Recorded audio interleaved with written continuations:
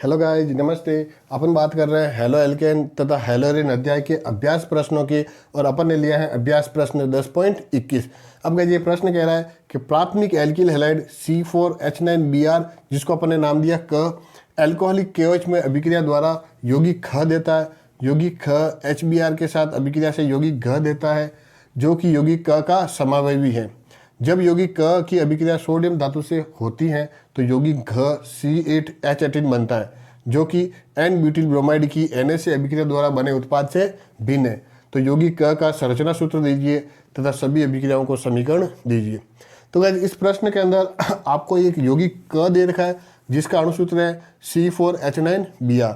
अब गाइस ये क्या हो सकता है? एक प्राथमिक एल्किल हैलाइड हो सकता है। तो गाइस ये प्रश्न बिल्कुल आपके आसान है, केवल थोड़ा सा आपको ध्यान रखना है।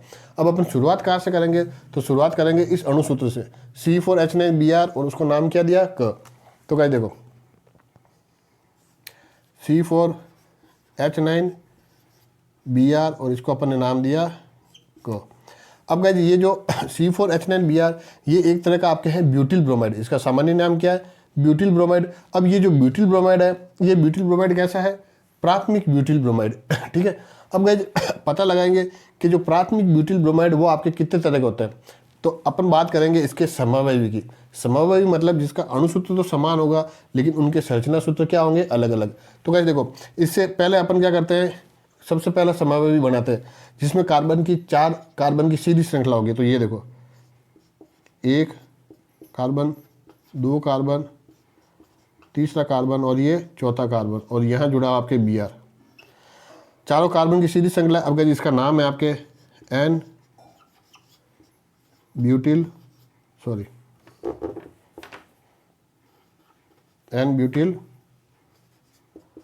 ब्रोमाइड। अब गाइस पता लगाएंगे ये प्राथमिक है क्या नहीं है। तो Br जिस कार्बन से जुड़ा हुआ है वो आगे आपके एक कार्बन से जुड़ा हुआ है, मतलब ये आपके प्राथमिक है बोले तो 1 डिग्री। ठीक है। अब गाइस ऐसे कैसे अपन बनाते हैं दूसरे समावयवी की। तो दूसरा समावयवी इस तरह से,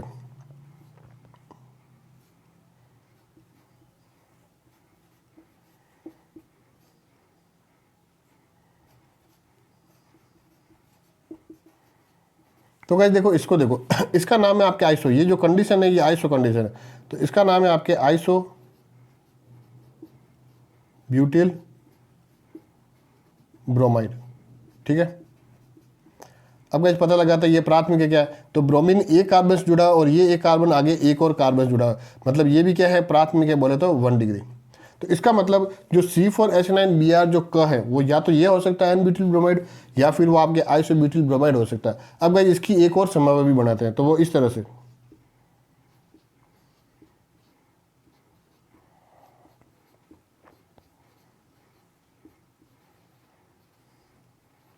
ठीक है। अब गाइस इसको अपन बोलते हैं द्वितीयक ब्यूटिल ब्रोमाइड। ये कौन है आपके? द्वितीयक ब्यूटिल ब्रोमाइड। अब पता लगाते हैं ये प्राथमिक है द्वितीयक है क्या है। तो गाइस देखो, ये Br इस कार्बन से जुड़ा हुआ है और ये कार्बन आगे 2 कार्बन से जुड़ा हुआ है, मतलब ये 2 डिग्री है। तो इसका मतलब ये आपके नहीं होगा, तो ये आपके नहीं है। तो इसलिए इसके ऊपर क्या कर देते हैं? क्रॉस लगा देते हैं। अब आपके एक और बनाते हैं, तो वो ये है हो सकता है,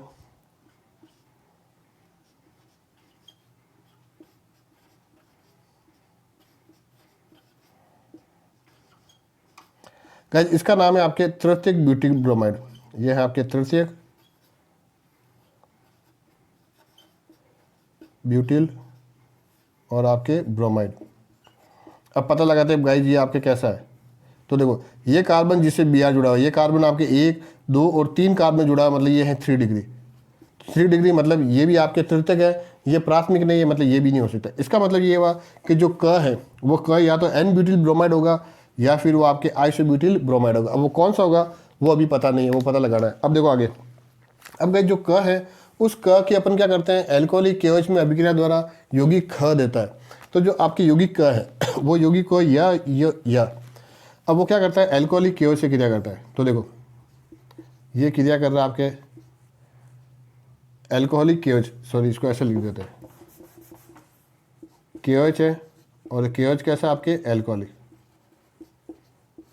और साथ में करना आपको गर्म। अब गाइस देखो, जब भी किसी एल्किल हैलाइड की एल्कोहलिक केओज के साथ क्रिया करते हैं और गर्म कराते हैं, तो जो यहाँ पर क्रिया होती है वो होती है आपकी बीटा विलोपन क्रिया। तो इस अभिक्रिया का नाम क्या है आपके? बीटा विलोपन अभिक्रिया। इसी का एक और नाम है, वो है आपके वी हाइड्रो हैलोजनन। अब गाइस अपन को अभिक्रिया का प्रकार तो पता चल गया, लेकिन जो उत्पाद ख बनेगा वो अपन को पता नहीं है, क्योंकि यहाँ पर क पता नहीं है। अब गाइस आगे क्या बोल रहे हैं कि यौगिक ख HBr के साथ अभिक्रिया से यौगिक ग देता है।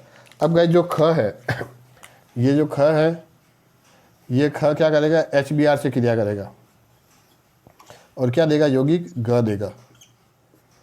ठीक है, अब आपका लिखा है यौगिक ग ग देता है जो कि यौगिक क का समावी है। अब गाइस जो यहाँ पर ग बनेगा और जो क है ये आपस में समावित है, तो अपन लिख देते हैं क एवं ग समावयवी है। इसका मतलब क्या होगा गाइस? देखो कि जो क है वो क तो क्या है? या तो ये है या ये है।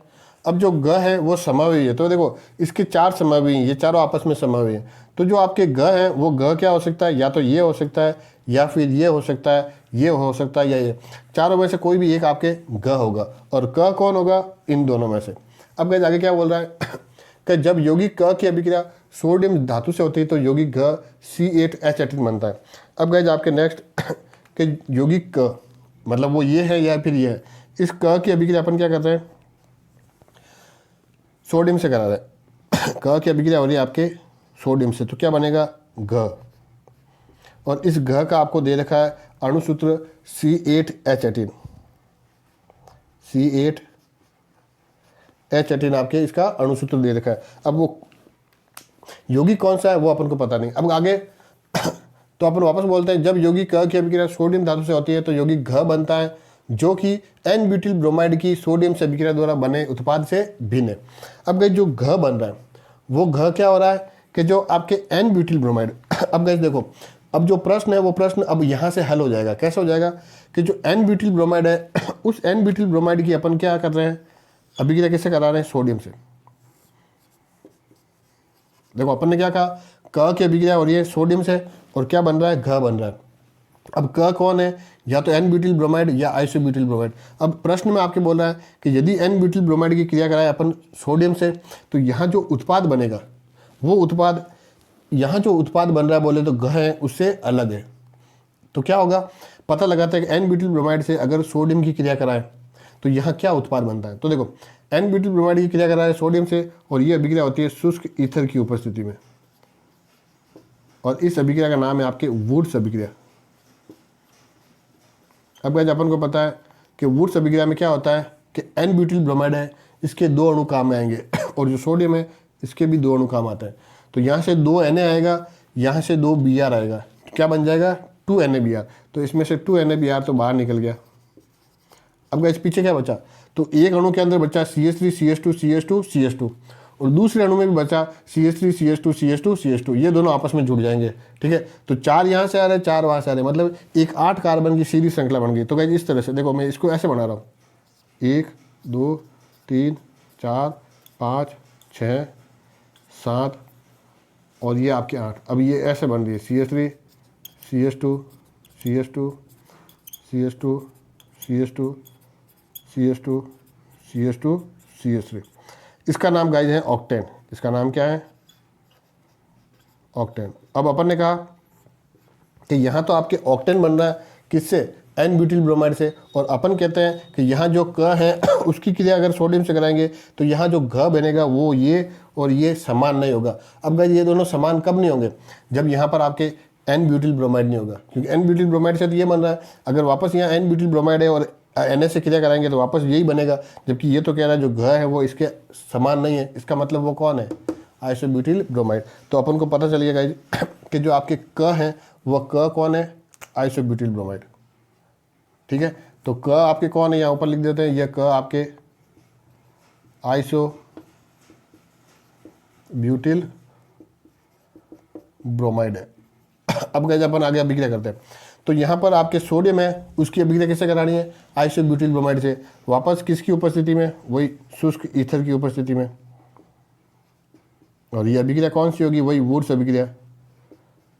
अब अपन को पता है वुड्स अभिक्रिया में क्या होता है कि सोडियम के 2 अणु और जो आइसोब्यूटिल ब्रोमाइड इसके भी 2 अणु। तो कैसे देखो यहाँ से 2 Br आए, यहाँ से 2 Na आए, तो बाहर क्या निकल गया, 2 NaBr बाहर निकल गया। अब पीछे क्या बचा, देखो पीछे यहाँ बचा CH3 CH CH3 और CH2। ऐसे कैसे दूसरे में भी CH3 CH CH3 और CH2 दोनों आपस में जुड़ जाएंगे। तो यहाँ से आ रहा है एक आपके ये CH3, फिर आपके CH और फिर आपके CH3 और आगे हैं CH2। ऐसा कैसा दूसरे से आएगा, वो इस तरह से जुड़ जाएगा, CH2, ये CH और ये CH3 और ये CH3। ये जो है वो आपके यौगिक घ है। अब इसका नाम क्या है, तो देखो नंबरिंग कर रहे हैं यहाँ से 1 2 3 4, ये 5 और 6। तो देखो 2 पे मैथिल है, 5 पे मैथिल है, तो अपन क्या लिखेंगे 2 5 डाई मैथिल,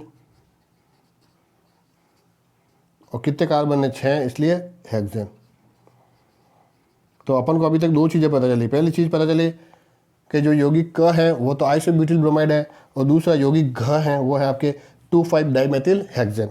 अब कैसे देखो यहाँ अपन कह रहे हैं कि जो यौगिक क वो कौन है, आइसोब्यूटिल ब्रोमाइड, उसकी अभिक्रिया अपन करा रहे हैं एल्कोहलिक केवल से और गर्म कर रहे हैं। अब ये अभिक्रिया कौन सी है, बीटा विलोपन, इसी का नाम है वी हाइड्रोहेलोजन। वी का मतलब बाहर निकलना, कौन, हाइड्रोजन और हेलोजन।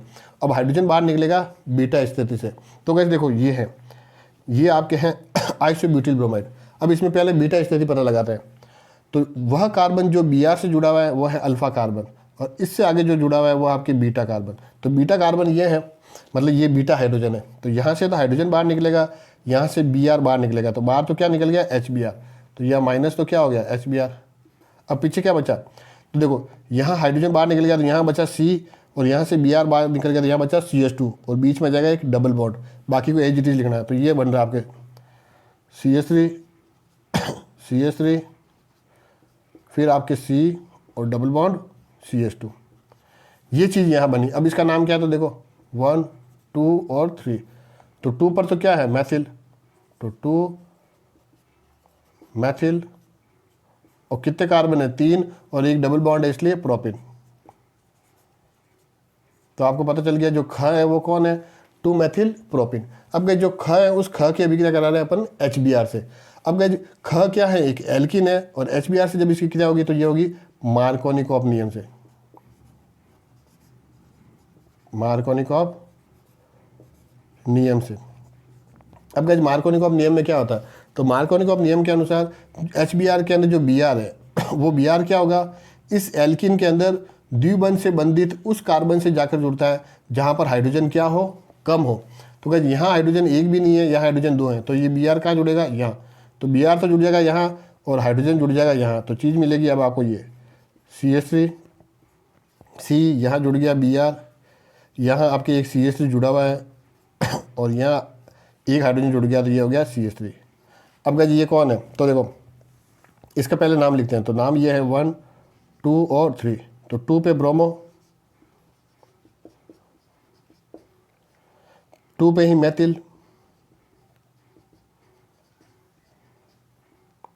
और कार्बन 3 है इसलिए प्रोपेन। अब अगर इसका अपन नाम देना चाहे कॉमन नाम, तो कॉमन नाम के अंदर क्या होगा, 1 2 3 और 4 कार्बन है, और देखो ये कार्बन आपके अन्य 3 कार्बन जुड़ा है, मतलब ये तृतीयक ब्यूटिल है। तो इसका नाम है आपके तृतीयक ब्यूटिल ब्रोमाइड। और गाइस अपन ने बताया है कि यौगिक क और घ क्या है, समावेवी। तो देखो क तो कौन है, आइसोब्यूटिल ब्रोमाइड, और जो आपके घ है वो कौन है, तृतीयक ब्यूटिल ब्रोमाइड। और यही अपन ने बताया, देखो N butyl bromide, isobutyl bromide, तृतीयक ब्यूटिल ब्रोमाइड और द्वितीयक ब्यूटिल ब्रोमाइड, ये सब आपस में क्या है, समावेवी। और क आपके आइसोब्यूटिल ब्रोमाइड, घ आपके तृतीयक ब्यूटिल ब्रोमाइड, दोनों क्या हो गए, समावेवी। तो इस तरह से इस प्रश्न को हल किया जाता है। धन्यवाद।